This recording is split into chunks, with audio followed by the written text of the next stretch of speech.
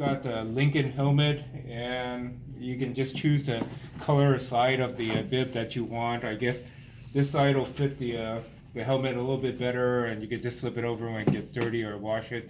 Start from the middle and push it in the corner of the clip so it just clips on like that. And when you start in the middle, you can work your way outwards, and then is do the same thing with the rest of the clips. And you just press it in until they set right in there. And once they're all in, got two more to go. Start with the corner, press it all in onto this Lincoln helmet.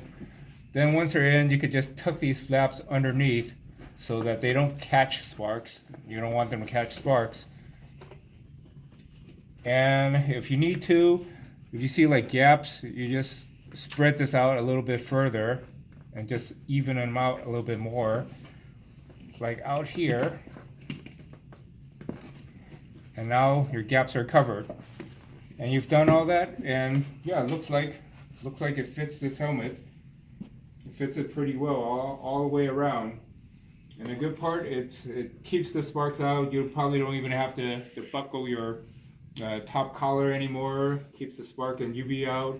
Double layer, throw them in a wash, and you probably redirect some of the fumes away from the helmet, but probably not all, but some of them. And that's about it. That's nice. Doesn't get into your face when you lift the hood.